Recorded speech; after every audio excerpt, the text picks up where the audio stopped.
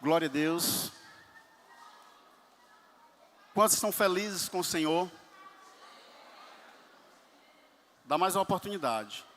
Quantos estão felizes com o Senhor? Glória a Deus. Aleluia. Fiquei responsável por trazer a palavra de Deus hoje, que o Senhor venha usar a minha boca segundo a sua misericórdia e venha falar ao seu coração. Amém? Gostaria que vocês abrissem a palavra de Deus no livro de Josué, capítulo 8, versículo 30 ao 35. Josué 8, 30 ao 35. Assim diz a palavra.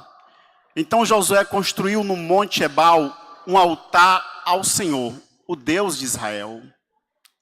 Conforme Moisés, servo do Senhor, tinha ordenado aos israelitas, ele o construiu, de acordo com o que está escrito no livro da lei de Moisés, um altar de pedras não lavadas, nos quais não se usou ferramentas de ferro. Sobre ele sacrificaram ao Senhor holocaustos e ofertas de comunhão.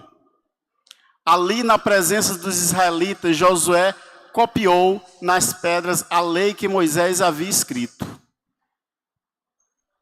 Todo Israel, estrangeiros e nativos, com os seus líderes, os seus oficiais e os seus juízes, estavam em pé dos dois lados da arca da aliança do Senhor, diante dos sacerdotes levitas que a carregavam. Metade do povo estava em pé, de frente do monte Geazim, e metade de frente do monte Ebal.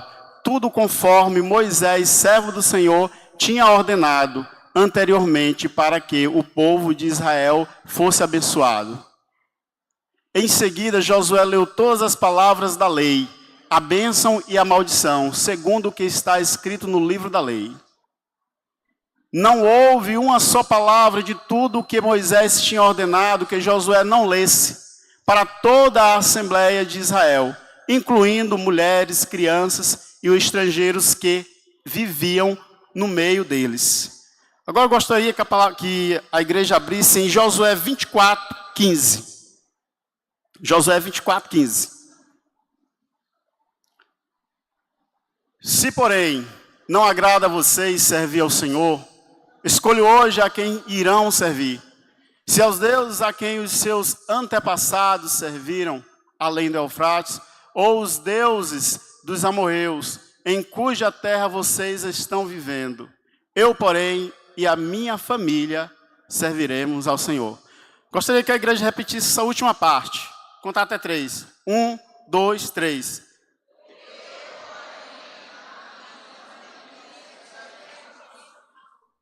Glória a Deus.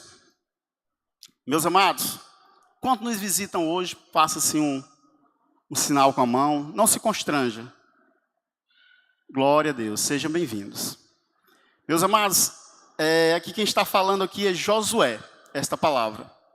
E Josué, por muito tempo, viveu muitas dessas circunstâncias, muito desses episódios aos pés de Moisés. Viveu muitas dessas situações, digamos, nos bastidores, apenas servindo, apenas assistindo, apenas observando.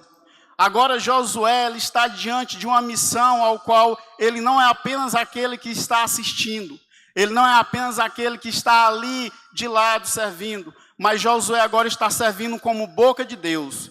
Josué está agora servindo como homem do Senhor que está à frente do povo, que está a guiar o povo, que está a falar com o povo, que está a orientar ao povo. E Josué ele está fazendo algo aqui que muitas e muitas vezes ele viu acontecer em Israel. Josué está aqui propiciando um concerto entre Deus e o povo. Está propiciando aqui um concerto entre Deus e Israel. O Senhor está usando Josué para trazer concerto com o povo. Se eu fosse trazer algum tema, a essa palavra seria o Deus de concertos. O Deus de concertos. Então Josué está ali, trazendo e colocando diante do povo um concerto. Josué está ali, trazendo toda a história daquele povo e colocando diante deles. falando quem é o Deus ao qual os trouxeram até ali, o Deus ao qual foi com eles, o Deus ao qual o abençoou. E na primeira leitura, ao qual nós fizemos, ele repete tudo ao que Moisés tinha feito tempos atrás. Tudo o que ele faz ali, Moisés já tinha feito. E nesse outro momento aqui, ele traz ali novamente o conserto.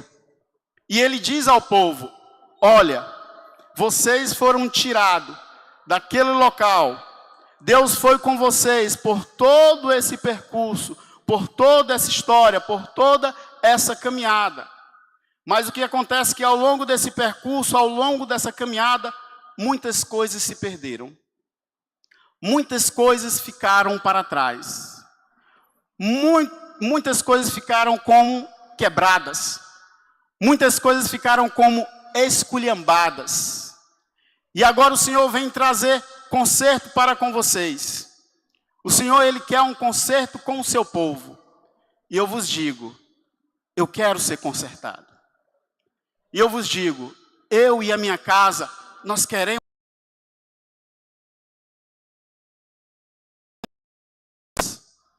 Nós queremos experimentar o melhor de Deus.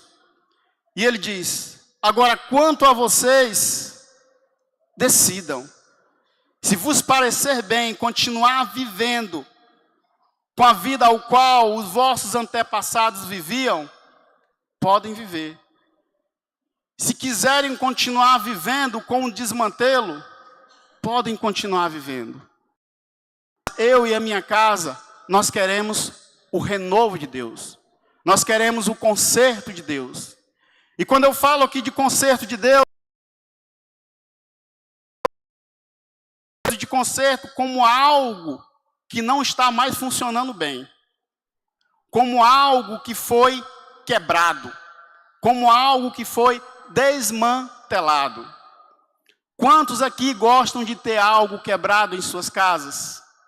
Pensei que alguém ia levantar a mão. Também não. Eu não gosto. Não gosto de ter nada quebrado em casa.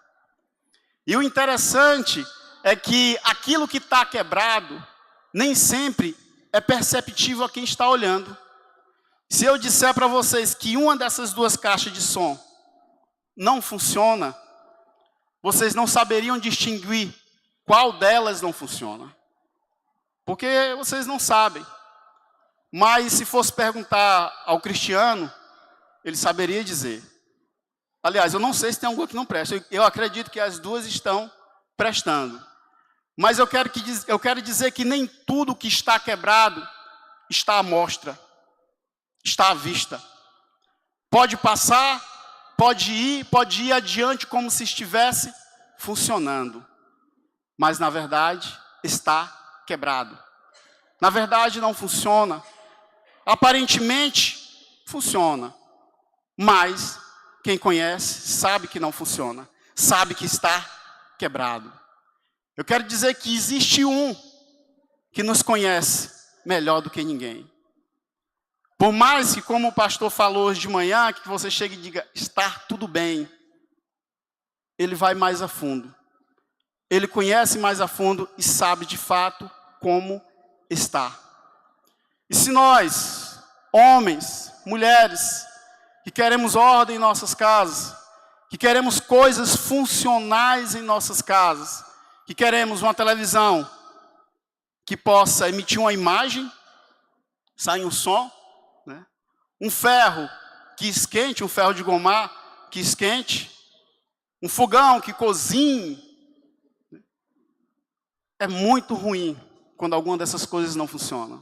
Tem um colega meu que ele diz que a máquina de lavar, e muitos concordam, é um dos utensílios mais importantes em uma casa. Quando a máquina de lavar quebra, a confusão é grande. Temos que ajeitar logo. Mas, de fato, ninguém gosta de algo que não funcione corretamente em sua casa. De algo que não funcione devidamente. Agora eu vos pergunto. Nosso Deus, um Deus todo-poderoso, será que Ele se agrada de um servo que não serve? Será que Ele se agrada de uma nação que não é nação? Será que ele se agrada de um ministro que não é ministro? Não. E não somente no livro de Josué, em toda a palavra de Deus, em todo o Antigo Testamento, em todo o Novo Testamento, você vai ver momentos como esse, de Deus chamando o seu povo para um conserto. De Deus chamando o seu povo para um renovo. De Deus chamando o seu povo para estar no prumo. E por que que isso acontece cotidianamente? Por que que isso acontece de tempos em tempos? Bate seu peito e diga assim: porque eu preciso de consertos. Eu preciso de consertos. Nós precisamos de consertos. Israel, a história de Israel se assemelha muito à nossa história. O Senhor chamava Israel para o conserto. O Senhor ajustava com Israel. O Senhor colocava Israel no prumo. Mas, mediante a caminhada, mediante o tempo, mediante as situações, Israel ia se esculhambando. Israel ia se quebrando com legalidades, se quebrando com permissões, se quebrando com pecados.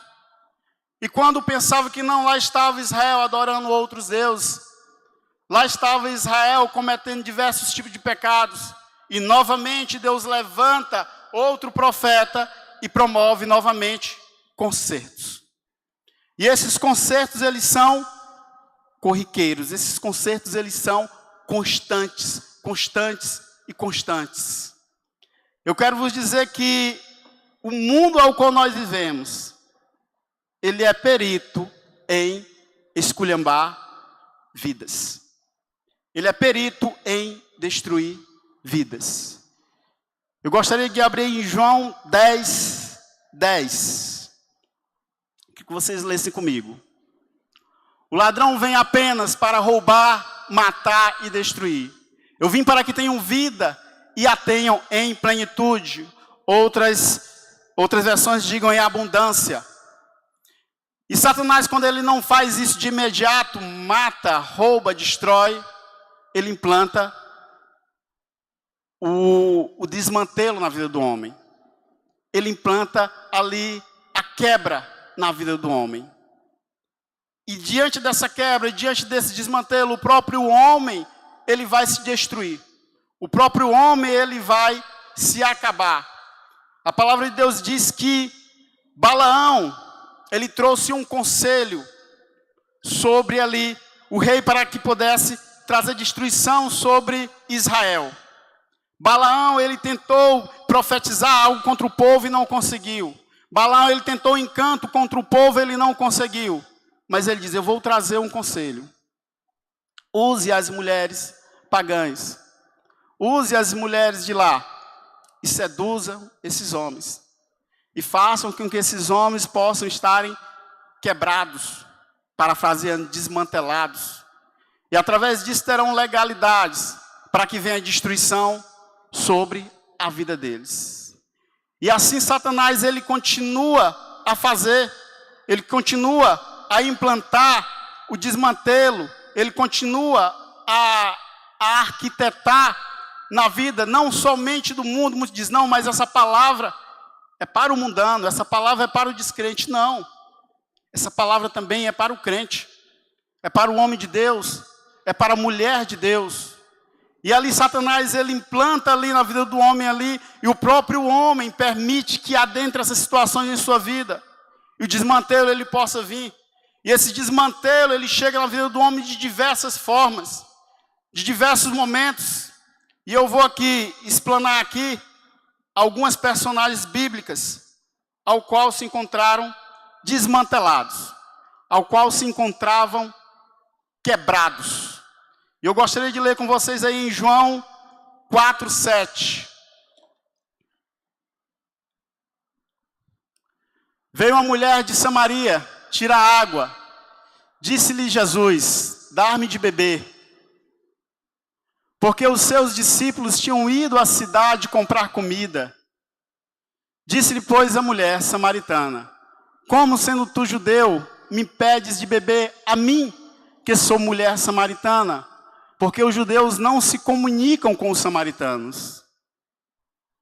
Jesus respondeu e disse-lhe: se tu conheceras o dom de Deus e quem é o que te diz, dar-me de beber, tu lhe pedirias e ele te daria água viva. Disse-lhe a mulher: Senhor, tu não tens com que tirar, e o poço é fundo. Onde, pois, tem água viva? E tu maior que o nosso pai Jacó, que nos deu o poço, bebendo ele próprio dele e os seus filhos e o seu gado? Jesus respondeu e disse-lhe: qualquer que beber desta água tornará a ter sede. Mas aquele que beber da água que eu lhe der, nunca terá sede, porque a água que eu lhe der se fará nele uma fonte de água que salte para a vida eterna. Disse-lhe a mulher: Senhor, dá-me dessa água, para que eu não mais tenha sede e não venha aqui tirá-la. Disse-lhe Jesus: vai, chama o teu marido e vem cá. A mulher respondeu e disse: não tenho marido. Disse-lhe Jesus: disseste bem, não tem marido. Porque tiveste 5 maridos e o que agora tens não é teu marido. Isso disseste com verdade. Disse-lhe a mulher: Senhor, vejo que és profeta. Nossos pais adoraram neste monte, e vós dizeis que é em Jerusalém o lugar onde se deve adorar. Disse-lhe Jesus: mulher, crê que a hora vem em que nem neste monte, nem em Jerusalém adorais ao Pai. Vós adorais o que não sabeis, nós adoramos o que sabemos, porque a salvação vem dos judeus. Até aí. Meus amados, essa mulher tem esse diálogo com Jesus, esse diálogo ele é muito forte. Essa mulher ela começa a conversar com Jesus sobre algo físico, sobre a água ali que ela conhece, sobre a água ao qual ela entende. E ali, diante disso ali, Jesus ele começa a conversar com ela, e ele começa a indagar, ele começa a dialogar com ela, e eles chegam em um certo ponto. Eles chegam em um certo ponto ao qual Jesus ele começa a confrontá-la. Ele chega a um certo ponto ao qual ele lhe oferece água viva. Ele lhe oferece daquilo ao qual ele tem. Ele lhe oferece de algo abundante ao qual ele tem. E ela diz: eu quero esta água viva. Me dá de beber dessa água para que eu não tenha mais sede. Eu quero. É como se eu perguntasse: quem quer ser abençoado pelo Senhor? E muitos dizem: eu quero a bênção de Deus. Quantos querem a manifestação da glória de Deus? E muitos diriam: eu quero a manifestação da glória de Deus. E ele vai e confronta ela. Pois faz o seguinte: chama o teu marido e vem com ele até aqui, que nós vamos conversar. Ela diz: Senhor, eu não tenho marido. Eu imagino que talvez ela tenha falado até de forma triste, talvez até com a voz embargada. Porque nesse momento aí, o Senhor ele toca em algo que existe nela, que precisa ser consertado. Ele toca em algo que precisa ser modificado. Ele toca em algo que ela sabe, que teria que consertar. Ele toca em algo que ela sabe, que teria que trazer um basta naquilo. E o Senhor diz: de fato, tu já teve vários. E esse que tu tem, não é teu marido. Resumindo, de fato, tu vives uma vida promíscua. De fato, tu vives uma vida de adultério. De fato, tu queres a água viva, mas eu quero fazer o conserto em tua vida. Eu quero trazer um conserto em tua vida. Eu quero trazer um conserto em tua casa. Eu quero trazer um conserto sobre a tua família. E o Senhor é aquele que nos conhece muito bem. E aquele que nos diz: homem, eu quero trazer conserto sobre a tua vida. Mulher, eu quero trazer conserto sobre a tua vida, eu posso. E muitas vezes nós estamos: Senhor, eu quero ser abençoado. Eu quero, Santo Deus, mais, eu quero mais de Ti. E o Senhor diz: eu quero te usar. Mas eu quero trazer conserto sobre a tua vida. Mas o complicado é que existe consertos que não é tão fácil. Existem consertos que há uma necessidade maior de exposição daquele que quer ser consertado. Que existe a necessidade de se despir. Que existe a necessidade de se colocar à disposição. E existe consertos que só de pensá-los se torna um pouco complicado. Quero dizer que lá em casa, nós fizemos um teto na área lá de casa, né? E esse teto lá foi um teto que nós fizemos assim, pensando em cobrir a garagem, receber os irmãos e fazer a célula lá nesse teto. Mas, ao passar o inverno, as primeiras chuvas, nós percebemos que tinha um problema, né? Estava chovendo mais dentro do que fora. Quando nós íamos ali usufruir daquele teto ali na chuva ali, caía muita água. E a minha esposa me disse, Clemil, temos que consertar esse negócio, tem que ver que problema é esse nessas telhas. E eu mexi nas telhas e continuou. E eu percebi que o problema não era só as telhas. O problema, ele era mais grave, ele era pior. O teto, ele tinha pouca inclinação. E para resolver esse problema, só tirando o teto, levantando a parede e colocando novamente. Mas eu não disse para ela qual era a solução. Apenas fiquei comigo, né? E ela me cobrando. E eu sabia o que tinha que ser feito. Eu sabia qual era a solução. Mas eu sabia que ali, para me solucionar aquilo, seria um gasto muito grande. Seria muita mão de obra. Seria muita energia empregada ali. E eu não estava disposto. Estava querendo protelar. Estava deixando passar. E ela continuava me dizendo, nós temos que resolver o problema dessas telhas. Sobe, ajeita essas telhas. E eu sabendo, não é o problema de telha, o problema aí é pior. E eu disse, olha, fala o seguinte, a gente vamos comprar uma lona aí, botar aí, ou fazer alguma coisa. Ou seja, um paliativo, né? Fazer um paliativo aí. Eu disse, eu quero que resolva. E eu fiquei comigo. Disse, não, isso não vai dar certo. Mas eu não quero fazer isso, eu não quero resolver isso, porque é muito trabalhoso. E um certo dia, ela já convidava duas irmãs, né? A irmã Simone e a irmã Virgínia, para estar na célula, né? Há muito tempo ela estava convidando, era alvo de oração dela. E esse dia chegou, que elas duas foram para a célula, né? E nós tínhamos não tinha chegado ainda, nós tínhamos limpado toda a área ali, organizado tudo para receber o pessoal. Eu disse, minha filha, eu vou comprar ali o lanche para a célula, tudo bem. E quando eu fui comprar o lanche, elas chegaram mais cedo, né? Mais cedo para a célula, né? E quando eu cheguei na padaria, caiu uma chuva, mais uma chuva tão grande, que eu não pude sair da padaria. Eu fiquei na padaria esperando a chuva passar. Mas eu imaginando, rapaz, a área lá está inundada. A área lá tem água. Ainda bem que ninguém chegou.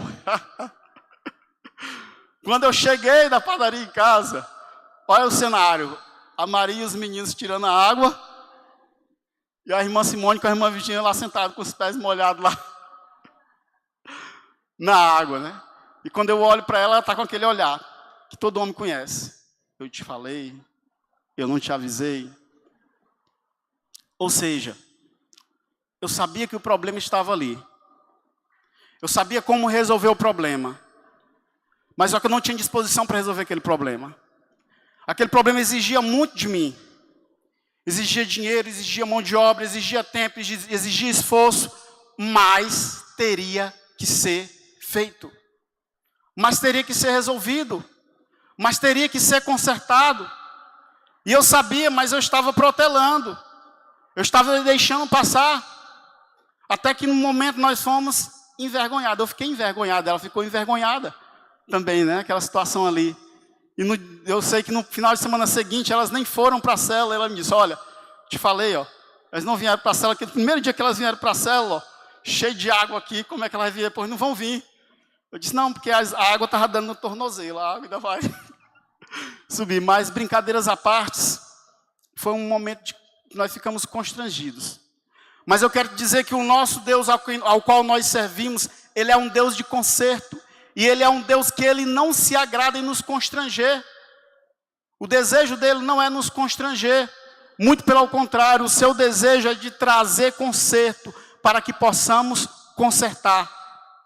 E muitas vezes há vozes que estão ao teu pé do ouvido a te cobrar, a te falar, né? Como a voz da minha esposa ali estava ali comigo ali dizendo, olha, conserta, traz o conserto sobre isso. E muitas vezes nós, não, agora não, agora não. E muitas vezes a voz do Espírito Santo, a voz do Espírito Santo é semelhantemente. Ela chega diante de nós e diz, olha, conserta isso, homem. Conserta isso, mulher. Deus quer te usar. Deus quer te usar na obra dele, mas conserta isso. Traz o conserto. Senhor, mas é tão complicado. E de fato é complicado. Existe conserto que nós temos que mudar a nossa rotina. Existe conserto que nós temos que mudar as nossas amizades. Existe conserto que nós temos que parar de ver coisas ao qual está nos desmantelando mais ainda. Mas um momento, uma hora, isso tem que ser feito. Não pode continuar. Tem que parar. Porque se não parar, como que virá a bênção do Senhor sobre a tua casa? Se não parar, como que virá a bênção do Senhor sobre a tua vida? Se não parar, como que vai ter o crescimento do Senhor? Até no dia aqui do tilt, nós estávamos aqui, veio uma chuva torrencial. E eu lembrei de lá, que ainda falta botar os rufos, né? A irmã estava me perguntando o que era rufo, disse, é cachorro? Eu disse, não, não é cachorro não. É umas peças que colocam em cima. Eu liguei para os meninos e perguntei como é que está a área aí. Disse, não, está tranquilo, está bem aqui. Então, glória a Deus. Depois do concerto, o Senhor nos traz bênçãos. Depois do concerto, o Senhor nos propicia momentos agradáveis em sua presença. Eu gostaria que vocês abrissem aí também em Lucas 19. Se colocasse aqui Lucas 19. Jesus entrou em Jericó e começou a atravessar a cidade. Havia ali um homem rico chamado Zaqueu, chefe dos publicanos. Ele queria ver quem era Jesus, mas sendo de pequena estatura, não conseguia por causa da multidão. Assim correu adiante e subiu em uma figueira brava para vê-lo, pois Jesus estava prestes a passar por ali. Quando Jesus chegou àquele lugar, olhou para cima e lhe disse, Zaqueu, desça depressa, porque hoje preciso ficar na sua casa. Então ele desceu rapidamente e o recebeu com alegria. Todo o povo viu isso e começou a se queixar. Ele se hospedou na casa de um pecador. Zaqueu, porém, levantou-se e disse ao Senhor, olha, Senhor, darei a metade dos meus bens aos pobres. E se de alguém extorquir alguma coisa, devolverei 4 vezes mais. Até aí. Meus amados, Zaqueu.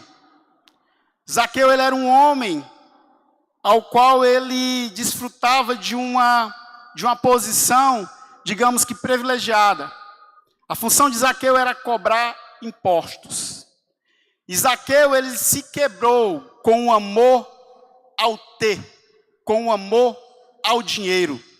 Isso quebrou Zaqueu, e não quebrou financeiramente, porque financeiramente ele estava muito bem, mas quebrou Zaqueu espiritualmente. De tal forma que Zaqueu estava usurpando os seus irmãos, de tal forma que Zaqueu estava roubando os seus irmãos. Se o imposto fosse cobrado 10%, Zaqueu cobrava 13%, 14%, 15% a mais. E aquilo que passava, ele fazia o caixa 2 para ele. E ali Zaqueu, essa era a vivência de Zaqueu, até encontrar a Cristo. E o interessante do encontro de Zaqueu com Cristo, é que quando ele vê a Cristo, algo diferente acontece em Zaqueu. E ele quer se aproximar, ele quer ver, e sobe em uma árvore para ver Cristo. E Cristo, quando vê Zaqueu, ele diz, Zaqueu, desça daí. Convém que eu entre na tua casa. Convém que eu vá até a tua casa. Zaqueu, eu entendo que Zaqueu ele ficou constrangido. Zaqueu, ele se constrangeu. Quando Zaqueu, ele se vê, ele se olha, ele vê as suas falhas, ele vê o seu pecado, ele vê o desmantelo que está em sua vida. Ele diz, como pode? Cristo, Jesus, o Senhor querer entrar em minha casa? Eu sou um ladrão, eu sou um defraudador, eu sou um homem que tenho roubado ao meu povo. Como pode o Senhor querer entrar em minha casa? Como pode? Eu quero dizer que independente do desmantelo que tenha na vida do homem, o Senhor sempre vai dar uma oportunidade de conserto ao homem. O Senhor sempre vai dar uma oportunidade de um renovo. O Senhor sempre vai dar uma oportunidade de um recomeço. E o Senhor traz essa oportunidade a Zaqueu. Ele diz, Zaqueu, eu vou entrar em tua casa. Não importa, eu vou entrar em tua casa. Eu vou estar contigo. E ali Zaqueu, o Senhor constrange Zaqueu em amor. O amor do Senhor é tão grande que Zaqueu, ele se constrange. E quando o Senhor nos constrange, não há outra alternativa a não dizer, Senhor, me conserta. Senhor, faz a tua obra em minha vida. Senhor, eu estou aqui. Faz o que é necessário ser feito. Senhor, eu te dou liberdade. Faz a tua obra em minha vida. E Zaqueu estava falando nada mais nada menos do que isso, quando ele disse, Senhor, eu vou dar metade do que eu tenho aos pobres. Senhor, eu vou entregar aqui tudo que eu defraudei, Pai. Eu vou restituir aqueles a quem eu roubei. Então Zaqueu, ele mostra ali uma disposição para o conserto. O amor do Senhor constrangeu Zaqueu a estar disponível ao conserto. E o amor do Senhor nos constrange diariamente. Por mais que possamos errar, o amor dele está ali. Primeira vez que eu vim aqui, sentei aqui, eu fui constrangido de uma tal forma, que o que eu imaginava é, Senhor, eu tenho feito tantas coisas erradas, e tu me ama tanto. Eu tenho feito tantas coisas erradas, e o teu amor é tão grande. Isso no louvor, ainda não tinha chegado na palavra. E no louvor o Senhor estava me falando tudo isso aqui. E diariamente Ele nos fala. E muitas vezes aquele que nós víamos só fazendo coisas erradas, roubando, maquinando mal, de repente, está fazendo coisas que nunca ele pensou em fazer. Está transformado. Foi consertado para consertar. Foi transformado para transformar. Essa é a igreja do Senhor. Ontem nós estávamos ali, junto com os irmãos ali no sítio Mozilândia, e ali o Senhor estava ministrando em mim de uma forma tão grande. Arnoldolândia, né? Olha aí, me corrigiram, Arnoldolândia. Estava no sítio Arnoldolândia, e o Senhor ministrou em mim de uma forma ali tremenda. Jovens que não sabiam pintar, mas pintaram. Adolescentes que não sabiam fazer, mas fizeram. E fizeram bem feito. Fizeram bem feito. E ali também você vê o trabalhar do Senhor. O Senhor vê ali vidas que foram levantadas ali. Estão ali dispostos a consertarem. E eu não falo apenas de algo físico, eu não estou falando apenas do local físico. Mas eu falo de vidas. Porque ali gera história. Eu vi uma história ali sendo gerada ali. E vocês estão de parabéns. Vejam ali jovens que estarão ali diante do Senhor, amando a obra do Senhor, porque foram transformados, porque foram consertados, que estão ali dispostos a consertarem, a transformarem. E o Senhor me mostrou ali e eu fiquei maravilhado. Homens, mulheres, dispostos a consertarem vidas, a consertarem histórias. Amém? Quantos estão dispostos aqui a serem consertados e a consertarem? Glória a Deus. Muitos jovens ali que eu vi sair mais pintado do que as paredes. Mas ficou bem feito. Vocês verão no dia lá. Está excelente.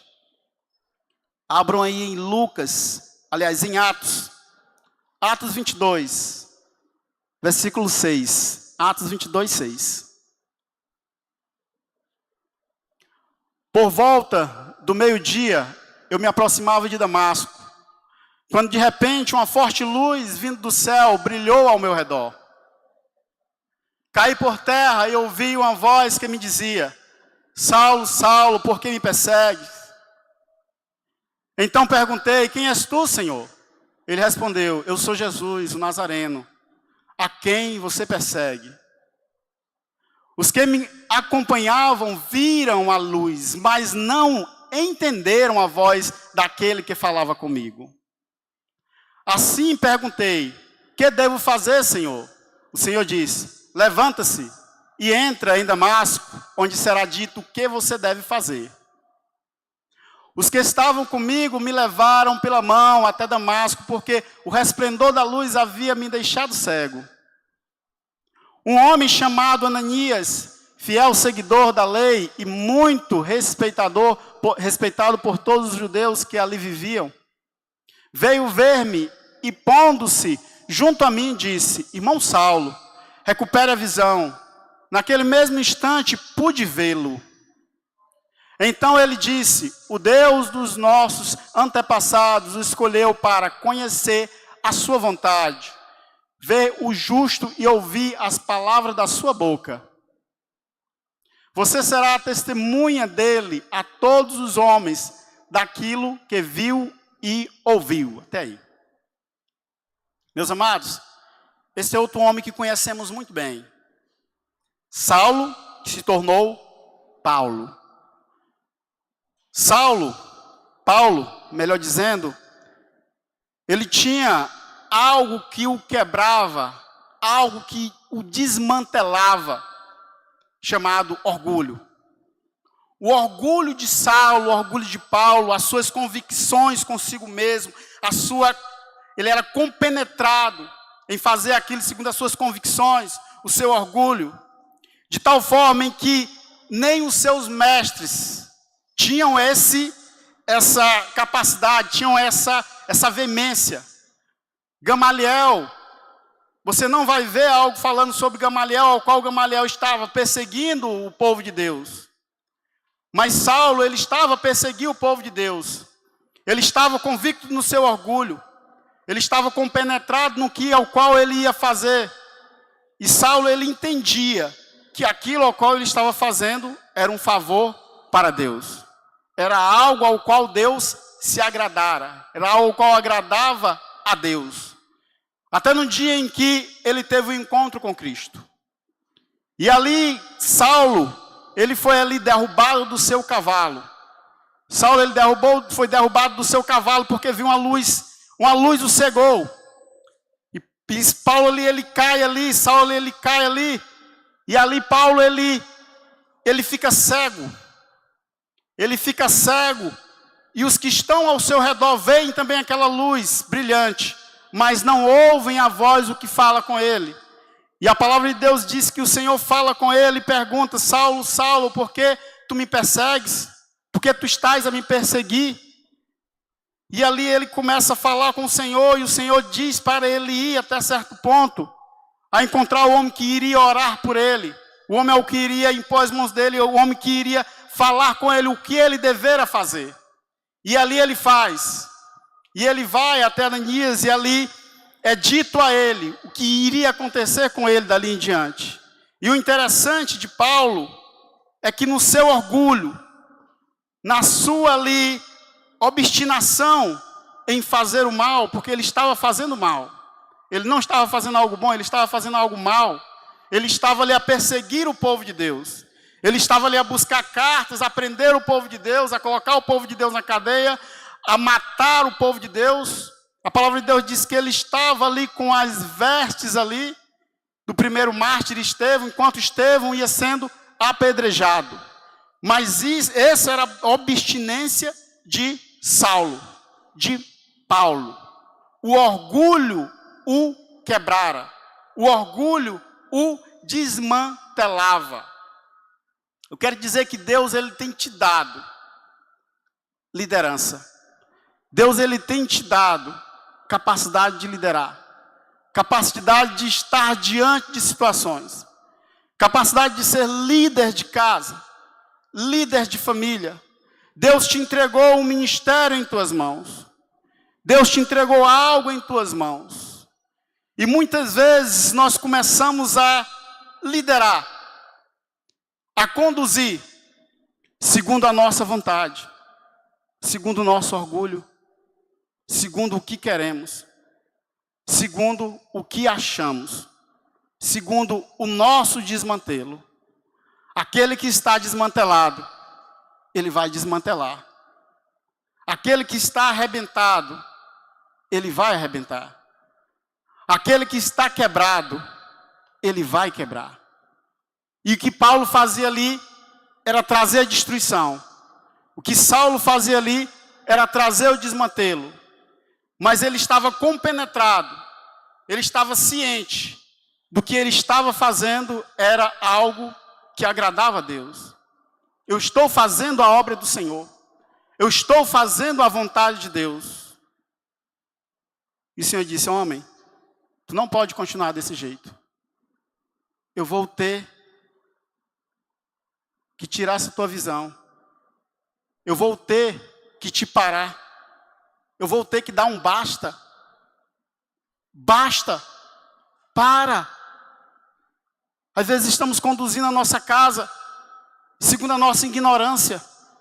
Às vezes estamos conduzindo o ministério ao qual Deus nos deu segundo o nosso orgulho, segundo o nosso achismo.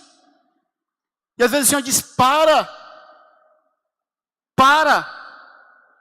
E ali conduzindo isso, terminamos matando pessoas, matando vidas. E às vezes nós dizemos: Senhor, eu estou fazendo a tua obra. Eu estou fazendo a tua obra. E o Senhor disse: não, tu não está fazendo a minha obra, tu está fazendo a tua obra. Tu está fazendo a tua vontade. Tu está trabalhando segundo o teu orgulho. E Paulo, ele cria que estava fazendo a obra de Deus, até o ponto dele ser parado. E o Senhor disse: agora eu quero te consertar. Agora eu vou te consertar e agora tu vai fazer a minha obra. E ali a visão dele precisa ser mudada. A visão de Paulo precisa ser transformada. E Paulo ali, ele é levado a ser o homem que mais escreveu ali da palavra de Deus, que escreveu praticamente metade da palavra de Deus. E o que mais falou conosco, mais falou com os gentios, que somos nós, foi Paulo.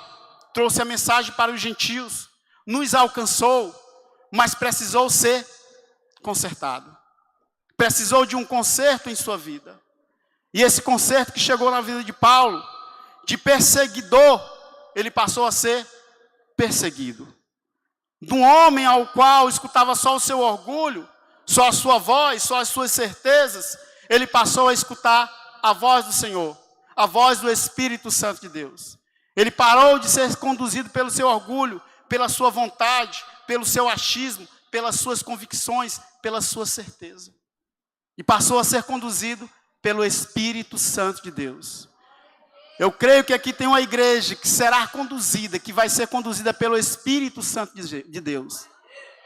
Não pelo seu orgulho, não pelo seu achismo, não pelas suas vontades, mas pela vontade do Espírito Santo de Deus.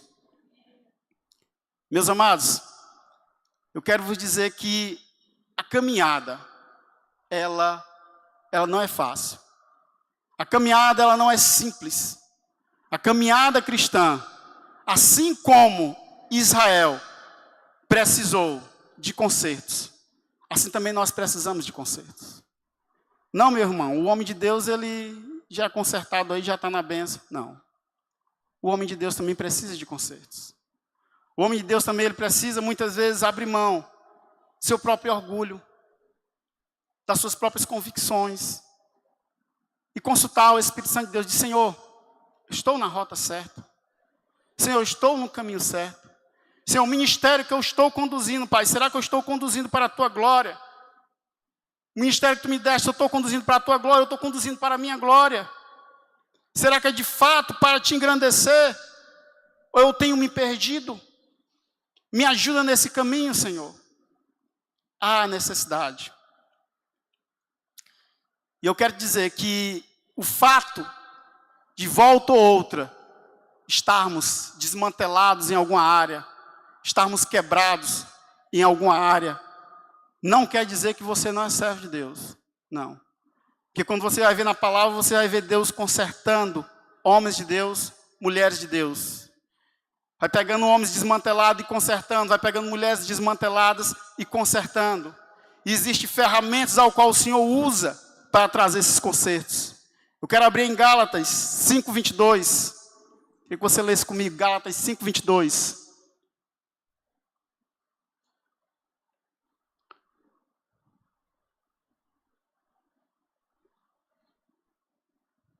Gálatas 5:22. Fruto do Espírito. Coloca bem para mim, por gentileza, acho que eu coloquei errado. Sim, muito bem. 5:22.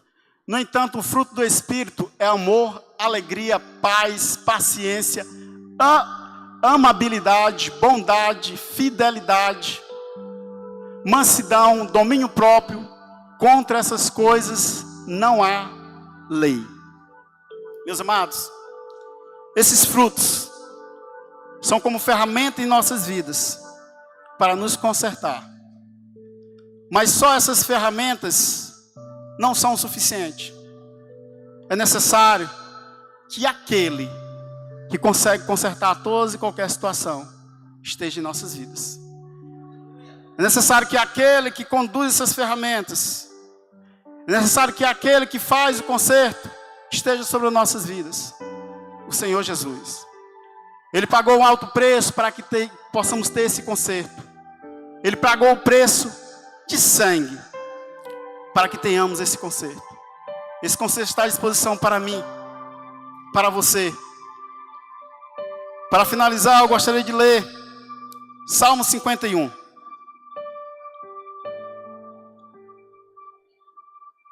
Salmo 51. Tem misericórdia de mim, ó Deus, conforme o teu amor leal, conforme a tua grande compaixão. Apaga as minhas transgressões, lava-me de toda a minha iniquidade e purifica-me do meu pecado. Pois eu mesmo reconheço as minhas transgressões e o meu pecado está sempre diante de mim.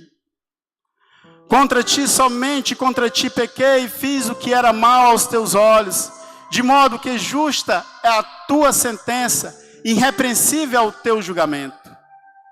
Sei que sou pecador desde que nasci, sim, desde que minha mãe me concebeu. Sei também que tens prazer na fidelidade em secreto, e no mais íntimo me ensinas a sabedoria.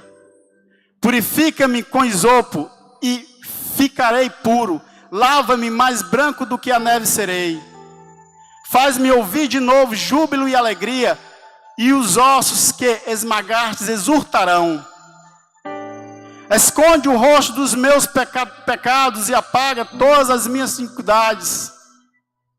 Cria em mim um coração puro, ó Deus, e renova dentro de mim um espírito estável.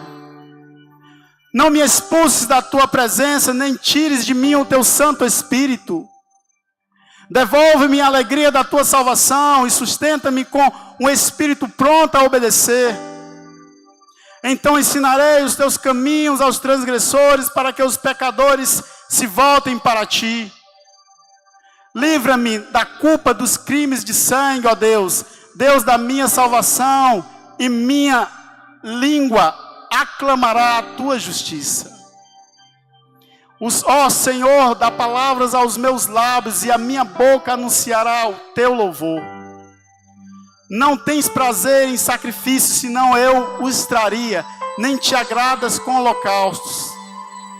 Os sacrifícios que agradam a Deus são um espírito quebrantado, um coração quebrantado e um contrito. Ó Deus, não desprezarás. Pela tua boa vontade, faz Sião prosperar, ergue os muros de Jerusalém. Então terás prazer nos sacrifícios de justiça, nas ofertas queimadas e nos holocaustos. Sobre o teu altar novilhos serão oferecidos. Glória a Deus. Meus amados, essa palavra aqui é a palavra de Davi. Davi, ele reconhece. Ele diz: Senhor, eu pequei contra ti. Senhor, eu fiz o que era errado contra ti. Senhor, eu estou quebrado. Senhor, eu estou esculhambado. Senhor, eu preciso de conserto. Senhor, eu quero a tua presença. Senhor, eu estou quebrado de uma tal forma que eu não consigo mais nem sentir a tua presença. Senhor, por favor, que isso não aconteça comigo. Eu quero sentir a tua presença. Não retire de mim o teu espírito. Não retire de mim o teu espírito, ó Deus. E Davi aqui, ele se rasga. Ele abre o coração. E ele diz: Senhor, eu estou quebrado de fato. E eu preciso da tua presença. Me conserta. Traz o conserto sobre a minha vida, porque eu preciso de conserto. Tu me colocou como rei de Israel, mas eu não consigo continuar desta forma. Eu preciso do conserto sobre a minha vida. Eu preciso do conserto sobre a minha família. A minha família precisa provar mais de ti, mas me conserta. Aqui está um homem quebrado. Aqui está um homem desmantelado. E tu tens conserto. Tu tens conserto. E eu te peço, traz o conserto sobre a minha vida, ó Pai. Sabe qual é o nosso grande problema? É que nós sempre achamos que haverá o amanhã. Nós sempre dizemos: não, amanhã eu vou fazer. Eu preciso abandonar isso, eu preciso consertar isso. Mas deixa para amanhã. Amanhã eu vou consertar. E o Senhor diz: amanhã não te pertence, homem. Amanhã não te pertence, mulher. Eu quero te usar no dia que se chama hoje. Eu quero te consertar para que tu conserte a tua casa. Eu quero te consertar para te dar esse ministério. Eu quero te consertar para te usar. O Senhor é aquele que tem conserto para nossas vidas. O Senhor é aquele que tem conserto para nossas almas. E esse conserto não é só na vida do descrente, na vida do crente também. Muitas vezes nós andamos achando que está tudo bem, e às vezes não está. O Senhor nos incomoda e diz: homem, tira isso. Homem, para com isso, deixa de meninice. Larga isso, homem. Te ajeita comigo, te conserta. Eu tenho grandes coisas para fazer. As promessas que tu ouviu precisam só de algo: conserto e posicionamento. A igreja do Senhor, ela precisa de conserto. Isso é notável. A igreja do Brasil, ela precisa de conserto. Isso é notável. E nós somos a igreja do Senhor. Nós somos a igreja do Brasil. Nós precisamos de conserto. Gostaria que a igreja ficasse de pé. Gostaria que você se colocasse diante do Senhor. Eu não sei qual é o problema. Eu não sei o que pode ter trago desmantelo sobre a tua vida. Algo que esteja quebrado. Mas tu sabes. Esse momento é um momento entre você e Deus. Você está diante de um Deus que conserta todas as coisas. Diante do único ao qual pode consertar a alma do homem. A alma do ser humano. Só Ele tem conserto. E Ele conserta para trazer intimidade. E Ele conserta para trazer proximidade. O Senhor, Ele não te conserta para colocar de um canto. E tudo que é consertado porque é precioso. Quando é um objeto, nós jogamos fora e compramos outro novo. Mas você, Deus, não vai jogar fora. Você, Deus, vai consertar. Porque Ele quer lhe usar para que a glória seja dele. Se coloque diante de Deus nesse momento. Senhor Deus e Pai amado, nos colocamos diante de Ti, Pai. Nos colocamos diante de Ti, Pai, como igreja brasileira, Pai. Nos colocamos diante de Ti, Deus, como uma igreja, Deus, que muitas vezes, Pai, tem sido fria. Nos colocamos diante de Ti, Deus, como uma igreja que muitas vezes não tem Te buscado como deve ser buscado, Pai. Nos colocamos diante de Ti, Deus, como uma igreja, Deus, que muitas vezes tem dado valor mais para nossas coisas do que para as Tuas, Pai. Senhor Deus, Pai amado, nós colocamos diante de Ti e Te pedimos, Deus, traz o conserto sobre nossas vidas. Traz o conserto sobre nossas almas. Senhor, verdadeiro conserto vem de Ti. O verdadeiro conserto vem de ti, Deus. Não há homem que possa consertar homens. Tua palavra diz que tu não mora, tu não habita em templos feitos por mão de homens.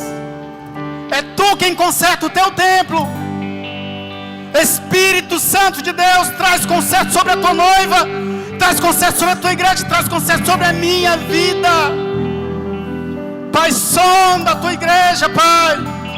Falamos com Davi, sonda os nossos corações, vê se há algo em nós, Pai, que tem te desagradado, e nos posiciona para consertar, nos fortalece para consertar. Queremos viver o teu melhor, queremos provar o teu melhor, Pai. Mas o teu melhor só vem com conserto. Conserta-nos, Pai. Nós fazemos como Davi. Contra ti temos pecado, e és tu quem tem o conserto. Traz o conserto sobre as nossas vidas. Homem de Deus, mulher de Deus, eu quero te dizer que o maior conserto ao qual Deus tem trago sobre o povo é o seu sacrifício na cruz do Calvário. O seu sacrifício na cruz do Calvário é o maior conserto ao qual poderia haver. É o conserto que nos permite intimidade com Deus. É o conserto ao qual o Senhor olha para nós e não vê os nossos pecados, mas vê o sangue de Cristo derramado, o sacrifício feito na cruz do Calvário. As ferramentas para o conserto foram o martelo, foram o cravo e foram a cruz, e nos dá livre acesso a Deus. Você hoje que deseja o conserto com o Senhor, você hoje que nos visita, que talvez nunca tenha feito essa oração de conserto com Deus, eu te convido a vir aqui à frente esta noite e entregar a sua vida ao Senhor. Você que quer o conserto de Deus para a sua casa. Eu não quero continuar vivendo uma vida desmantelada. Eu não quero continuar vivendo uma vida de desmantelo.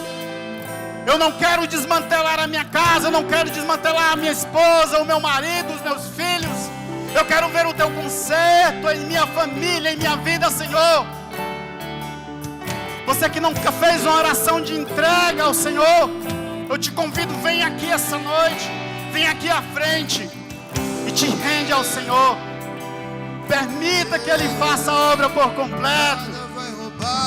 Ele é o engenheiro, Ele é o pedreiro, Ele é o arquiteto, Ele é o consertador de homens, o consertador de vidas, o consertador de almas.